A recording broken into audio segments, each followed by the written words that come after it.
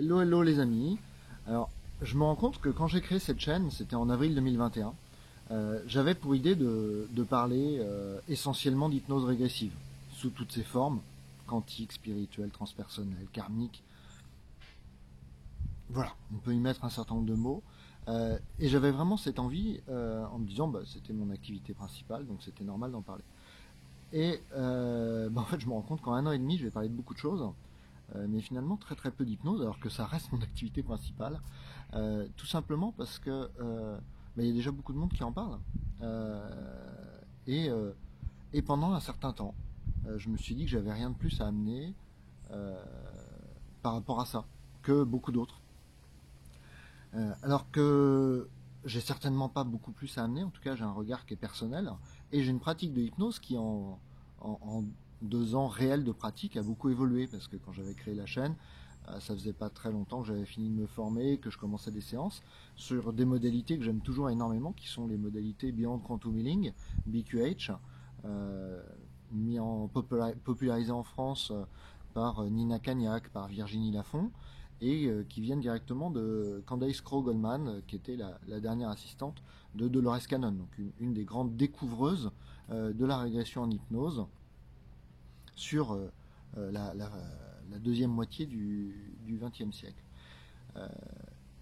Depuis, alors j'ai pratiqué un certain nombre de séances et j'ai la chance d'avoir accompagné un certain nombre de personnes. Je vous avais également fait part d'une vidéo dans laquelle je parlais de la formation en physique que j'avais fait auprès de Johan Gomez, parce que j'avais besoin aussi de me confronter à d'autres approches, à d'autres méthodes. Mais globalement, j'ai peu parlé de ce que l'hypnose, comment ça s'était transformé en moi, parce que mine de rien, entre une première formation il y a 2 ans, euh, des séances qui ont mis du temps à se démarrer, et puis un peu de bouche à oreille, et puis de plus en plus au final.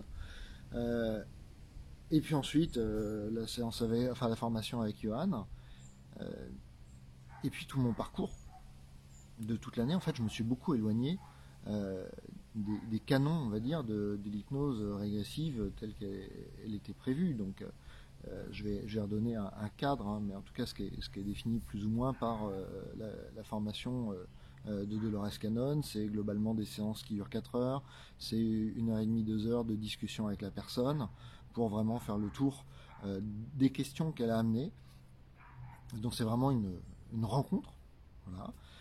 Et puis ensuite, 1 heure et demie, 2 heures de temps d'hypnose. Alors 2 heures c'est un peu long.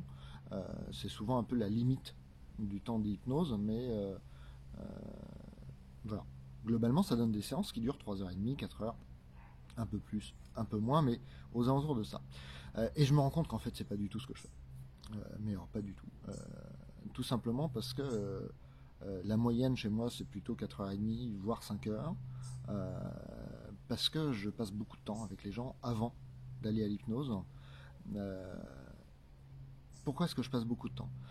Pour plein de raisons. D'abord parce que les personnes viennent me voir avec des problématiques, et c'est Johan Gomez qui m'a mis le doigt dessus en disant l'hypnose, le moment de l'hypnose est important, mais il y a aussi tout ce qu'on est à l'intérieur de soi et tout ce qu'on peut amener, et y compris avant l'hypnose en tant que telle. L'hypnose, l'outil hypnose est un outil extraordinaire.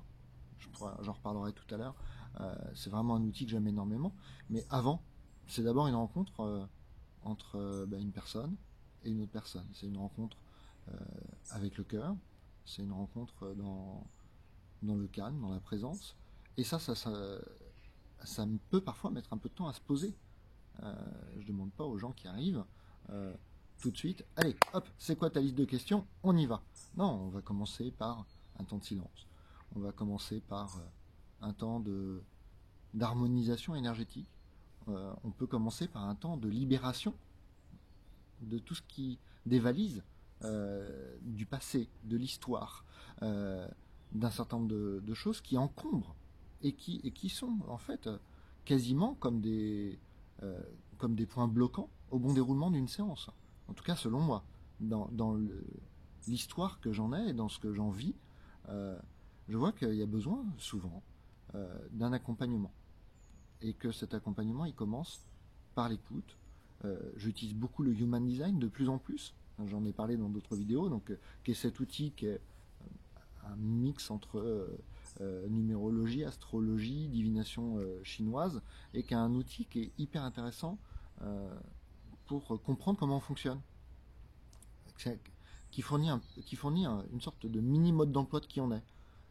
Et mine de rien, on a beau avoir 46 ans comme moi, 20 ans, 30 ans, 40, 50, 60, 65 ans, 70 ans, ou plus, 80 ans parfois, c'est pas parce qu'on a 70 ou 80 ans qu'on sait comment on fonctionne, et qu'on comprend le monde dans lequel on est, et la grille de lecture qu'on s'applique, qui n'est pas forcément la bonne, et qui ne respecte pas qui on est. Donc j'utilise de plus en plus le Human Design en petit préambule à un moment pour reposer les choses. Bon, alors déjà on s'éloigne de l'hypnose régressive. En tout cas on s'éloigne du canon de l'hypnose régressive. Ensuite, je vois qu'en pratiquant des soins énergétiques, que tout le travail intérieur que je fais, pour moi, amène de plus en plus d'intuition.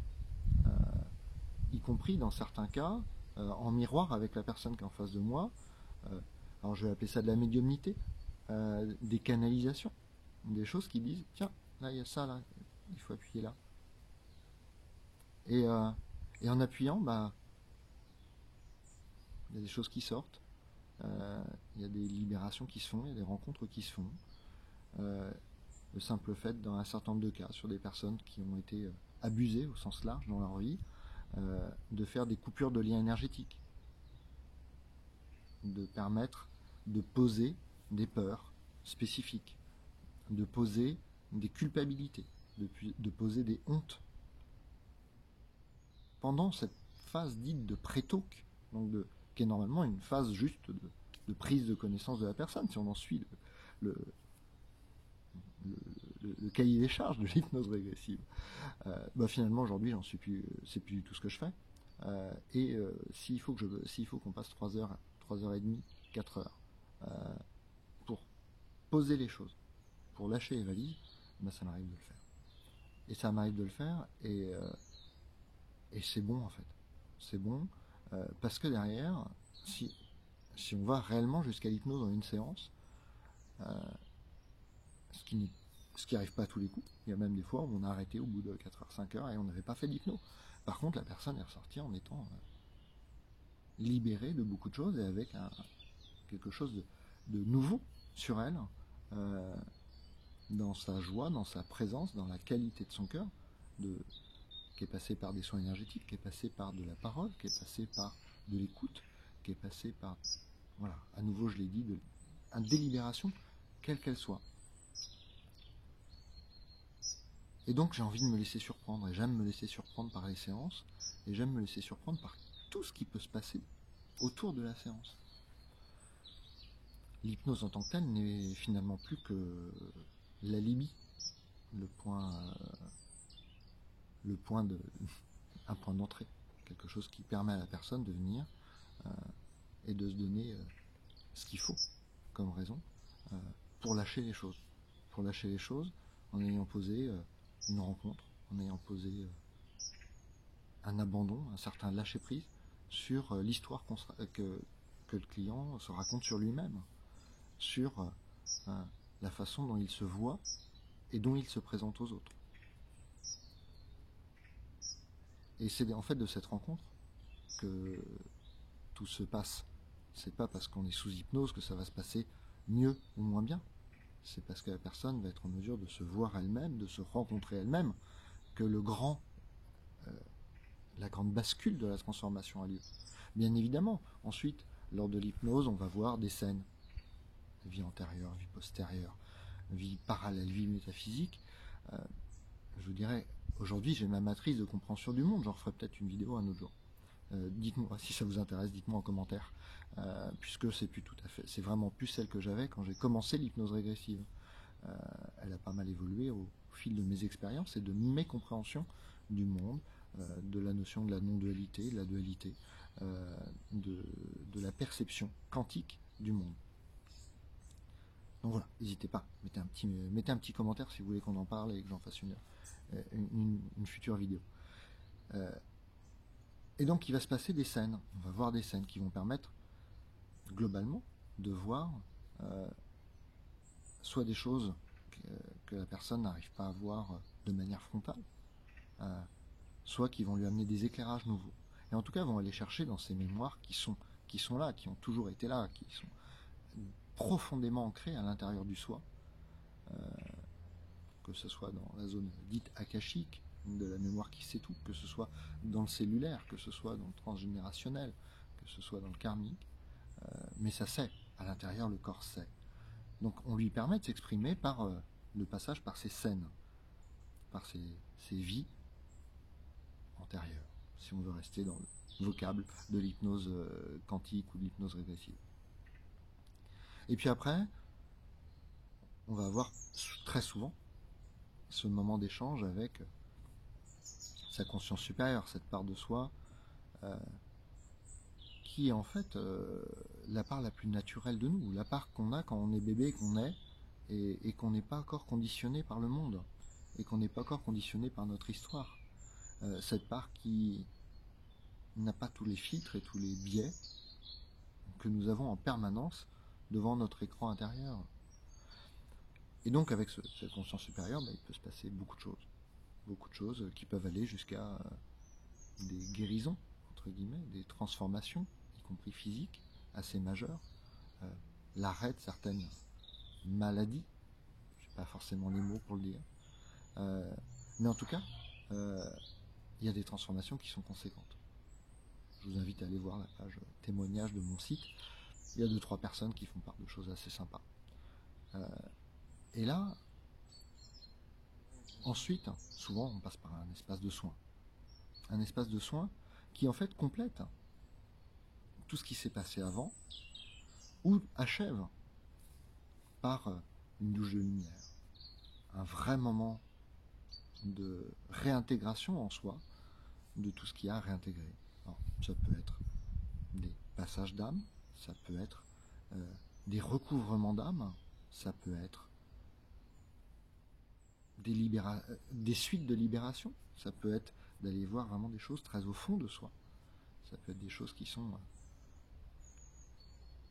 inaccessibles dans la plupart des autres soins quotidiens, ou en tout cas qui nécessitent en général de passer par des personnes, alors médiums, ou avec des capacités à percevoir dans le subtil. Et là, pour le coup, c'est la conscience supérieure qui fait le travail. Donc, il y a des transformations qui sont absolument magnifiques. Des histoires qui sont très chouettes. Des prises de conscience sur soi qui sont absolument superbes. Et l'hypnose régressive, en tout cas l'hypnose quantique, en fait j'ai presque plus envie de l'appeler aujourd'hui hypnose quantique que hypnose régressive. Alors je garde hypnose régressive parce que je vois bien que c'est, mine de rien, le vocabulaire le plus connu aujourd'hui. Et quantique recouvre tellement de choses qui ne sont pas forcément ancrées dans une pratique ou ancrées dans des ressentis. On met beaucoup de choses derrière quantique. Mais en fait, quand je parle de quantique à cet endroit-là, je vais parler de ce champ d'information immense, de ce qui est la vie, et donc de cette information, de ce qui est rencontrable à tout moment dans cet espace de vie. Donc, cette hypnose quantique, c'est celle que je pratique aujourd'hui, donc toujours en cabinet ou en ligne, en cabinet à Nantes, en ligne depuis votre canapé, votre lit, où vous voulez, ce qui est le plus pratique, avec vraiment cette pratique qui évolue. En tout cas, là, je vous parle de ce que je fais aujourd'hui, à date, courant octobre 2022. On verra dans 1 an, 2 ans, 5 ans, ce que je ferai et comment je le ferai. Je vous ferai certainement une nouvelle vidéo d'actualisation pour vous dire que voilà, le temps est passé et j'ai évolué, voilà ce que je fais aujourd'hui. Mais aujourd'hui, j'avais vraiment envie de pouvoir reparler de l'hypnose telle que je la pratique, qui a cette appellation parce qu'il y a bien un outil à un moment pour entrer dans une dénomination, mais qui a vraiment beaucoup plus pour objectif d'aller rencontrer le fond de soi, les problèmes qui sont les plus lourds, les plus engrammés, les causes profondes de tout ce que vous vibrez et vivez aujourd'hui, et qui se manifeste donc dans la vie, puisque ce qu'on est aujourd'hui, c'est ce qu'on vibrait hier, ce qu'on sera demain, c'est ce qu'on vibre maintenant, et que maintenant on a la capacité, dans l'espace dit quantique, de créer absolument tout, de tout transformer, de tout changer, et donc voilà, d'informer le monde de quelque chose de nouveau en soi, de nouveau autour de nous, d'une transformation intérieure profonde, et très souvent d'un endroit qui est beaucoup plus dans la paix. Donc, je vous dis à bientôt dans les commentaires.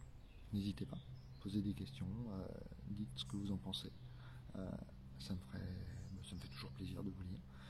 Directement en consultation. Donc, vous pouvez aller sur mon site web. Maintenant, il y a même la possibilité de prendre des rendez-vous directement en ligne. Ça se fait plutôt facilement, c'est plutôt pas mal. Et puis, je vous dis à très vite dans la paix.